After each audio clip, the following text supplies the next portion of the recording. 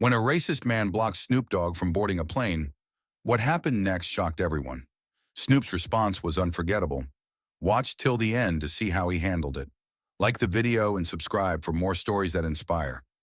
The airport was buzzing with activity, the usual hum of chatter blending with the announcements echoing from the intercom. Among the travelers in the first-class boarding area stood Snoop Dogg, dressed in his signature casual style, hoodie, shades, and gold chain glinting under the fluorescent lights. He kept a low profile, scrolling through his phone, trying to blend in as best he could. But even in his understated demeanor, he couldn't escape the occasional glances and whispers. Most recognized him instantly, their expressions lighting up with admiration or curiosity. Others, however, cast skeptical, almost hostile looks his way. Snoop was no stranger to judgment, but what happened next caught even him off guard. As the boarding call for first class was announced, Snoop grabbed his carry-on and stepped into the line. Just as he approached the gate, a middle-aged man in a crisp business suit stepped in front of him, blocking his path. The man's face was tight with disdain, his jaw clenched as he looked Snoop up and down. "Excuse me," the man said, his tone sharp and condescending. "This line is for first-class passengers only." Snoop paused, lowering his shades slightly to meet the man's glare. "Yeah," he replied, his voice calm and unmistakably smooth. "That's why I'm here." The man scoffed, shaking his head. "You must be confused," he said, crossing his arms. "They'll probably call your group soon, but this isn't your place." A hush fell over the area as travelers nearby began to notice the confrontation. Some shifted uncomfortably, unsure of whether to intervene. Others pulled out their phones, sensing that something viral was unfolding right before their eyes. Snoop, unbothered by the attention, tilted his head slightly, his expression unreadable. "My place?" he repeated, his tone measured but with an edge that hinted at something deeper. "You sure about that?" The man didn't budge, his confidence bolstered by the silence around him. "Listen," he said, his voice lowering but no less sharp. "I don't know how you got in here, but there's no way you're flying first class. Just step aside and let the rest of us through." Snoop stood there for a moment, the weight of the man's words hanging in the air. He could feel the stares of the crowd, the tension thick enough to cut with a knife. But instead of anger, a faint smile tugged at the corner of his lips. He adjusted his shades, his calm demeanor unshaken. "What happens next?" Snoop said softly, his voice just loud enough for the man to hear. "Ain't what you think." The man frowned, clearly taken aback by the cryptic response.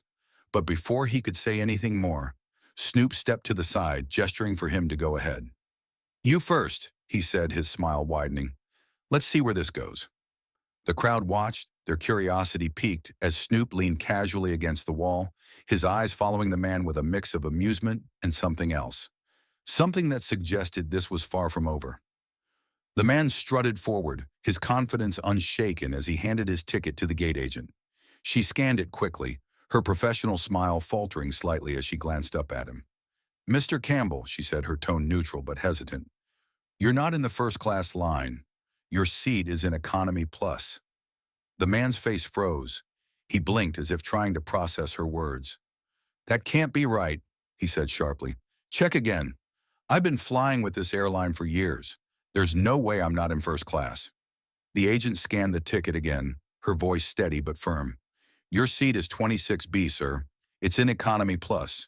You'll need to board with your group when they're called." The murmurs in the crowd grew louder, and several people suppressed smirks as they watched the scene unfold. The man's bravado quickly dissolved, replaced by an awkward flush that crept up his neck. He glanced back toward Snoop, who was leaning casually against the wall, watching the exchange unfold with a raised eyebrow and a faint smirk. Snoop straightened up, taking a slow step forward. "Looks like your place ain't where you thought it was," he said smoothly, his voice carrying just enough bite to make the man flinch. The man's jaw tightened, but he couldn't find the words to respond. The gate agent, sensing the tension, turned to Snoop with a warm smile. "Mr. Broadus," she said, addressing him by his real name, "we're ready to board you now. Thank you for your patience." Snoop gave the agent a polite nod, his signature swagger evident as he stepped forward and handed her his boarding pass. The scanner beeped, and she gestured toward the jet bridge with a respectful, "Enjoy your flight, sir." As Snoop walked past the man, He paused just long enough to lean in slightly. "Next time," he said quietly, his tone calm but cutting, "think twice before you judge someone by their looks." The man didn't respond, his face red with embarrassment, as Snoop turned and walked down the jet bridge. The crowd, now fully invested, erupted into whispers and murmurs, some even clapping softly. The man quickly stepped aside, avoiding eye contact with anyone, and shuffled toward the Economy Plus boarding area. Inside the plane, Snoop settled into his spacious first-class seat, pulling out his headphones and scrolling through his phone as if nothing had happened. The flight attendants greeted him warmly, offering drinks and snacks, their demeanor a stark contrast to the man who had tried to block him earlier. But Snoop wasn't done yet. He glanced up as the passengers from Economy Plus began filing onto the plane, and sure enough, the man from earlier walked by, his eyes fixed on the floor. Snoop leaned back in his seat, his shades glinting under the cabin lights, and called out just loud enough for the man to hear, "Safe travels, my man. Hope you enjoy the flight." The man stiffened, his steps quickening as he disappeared down the aisle toward the back of the plane.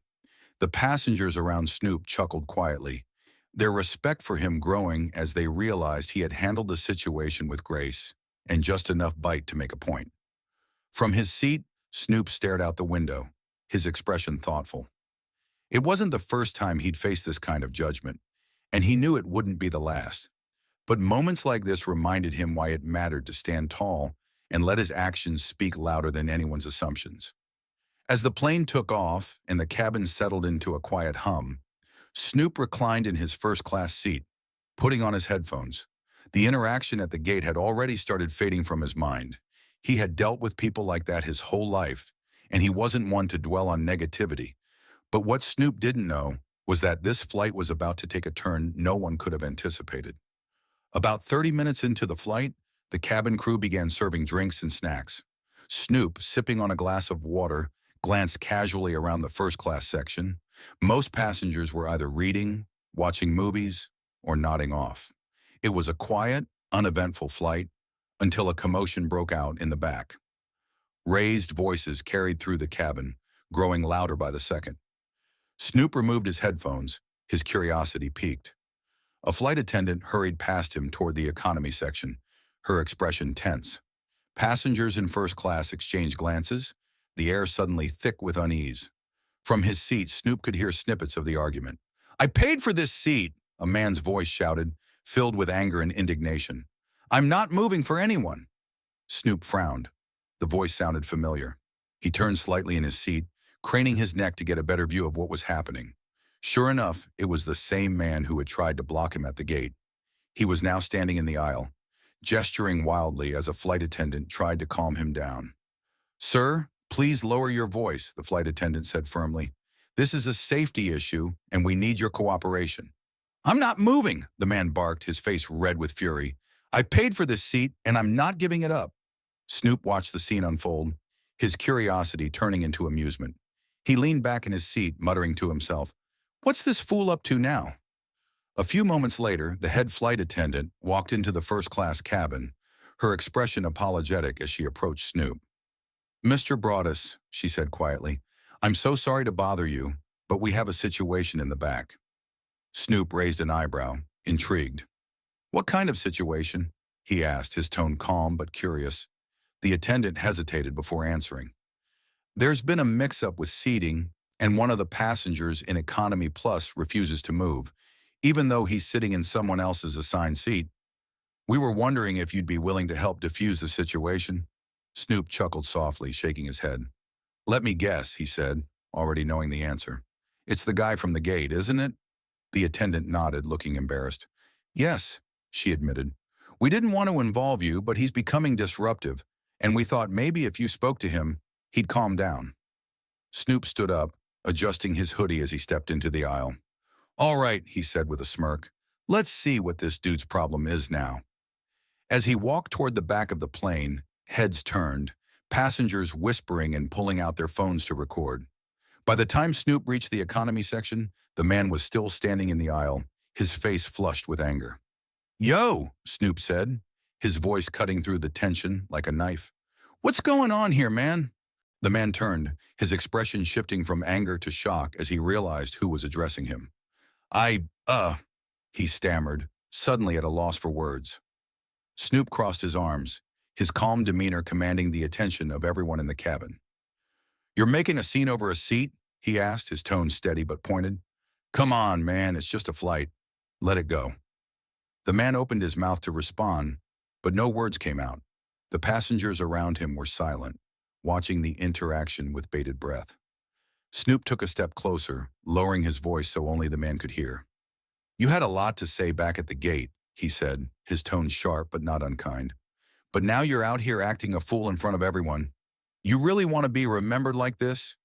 The man's shoulders slumped, the fight draining out of him. He looked down at the floor, avoiding Snoop's gaze. I didn't mean to cause trouble," he mumbled. Snoop nodded, his expression softening slightly. "All right then," he said. "Go back to your assigned seat, sit down, and enjoy the flight.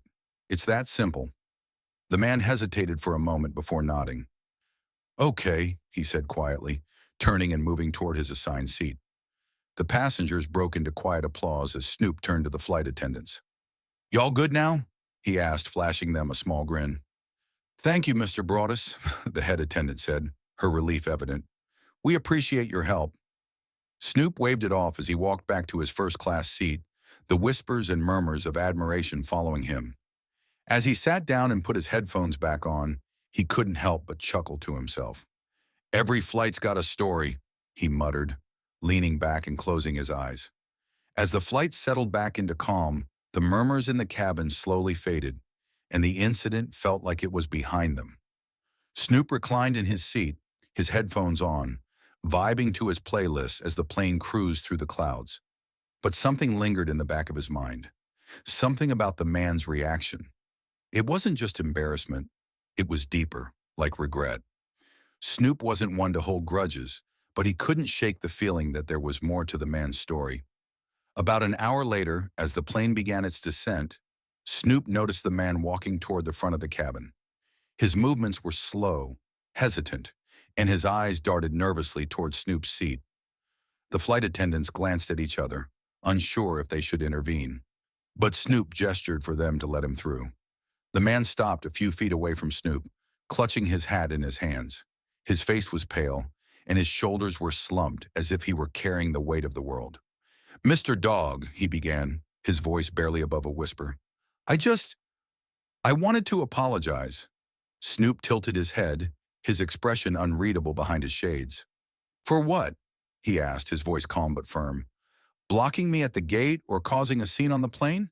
The man winced, his grip on the hat tightening. "For all of it," he said, his voice cracking slightly. "I judged you unfairly. I assumed things about you that I had no right to assume. And then I let my own pride make things worse." Snoop didn't respond immediately, letting the man's words hang in the air. The other passengers in first class watched silently, the tension thick as everyone waited to see how Snoop would respond. Finally, Snoop leaned forward, lowering his shade slightly so the man could see his eyes. "You know," he said slowly, his tone thoughtful, "it takes a lot to admit when you're wrong. Most people don't even get that far. So, respect for owning up to it." The man's shoulders sagged in relief, his grip on the hat loosening. "Thank you," he said quietly. I, I've just been going through a lot lately, and I guess I took it out on the wrong person." Snoop leaned back in his seat, nodding. "We all got our stuff, man," he said. "Life ain't easy for anyone. But here's the thing. You never know what someone else is going through either. So next time, maybe think twice before you judge." The man nodded quickly, his face flushed with gratitude and shame. "I will," he said. "Thank you for giving me a chance to make it right." As the man walked back to his seat, the cabin seemed to exhale collectively, the tension replaced with a quiet sense of resolution. Snoop put his shades back on and leaned into his seat, a small smile tugging at the corners of his lips. He wasn't the type to hold grudges, and he appreciated the rare moments when people were willing to change. As the plane landed and the passengers began to disembark, several people stopped to thank Snoop for how he had handled the situation. One older woman leaned in and said softly, "You didn't just teach him a lesson. You reminded all of us to do better. Snoop nodded, giving her a small fist bump. That's what it's about, he said simply. As he stepped off the plane and into the terminal, Snoop pulled out his phone and checked his messages. One caught his attention, a text from his team. It was a short video clip that had already gone viral, the moment Snoop had calmly diffused the situation on the plane. The caption read, "Snoop Dogg, teaching class in kindness at 30,000 feet. Snoop chuckled to himself, shaking his head. Every flight's got a story, he muttered again, sliding his phone back into his pocket. As he walked through the terminal, the crowd parted to let him pass, their eyes filled with admiration and respect. For Snoop, it was just another day. But for everyone who had witnessed the events unfold, it was a lesson they wouldn't soon forget. If this story inspired you, don't forget to like and subscribe for more incredible moments that remind us all of the power of humility, respect, and second chances. Stay tuned for more stories that spark reflection and change.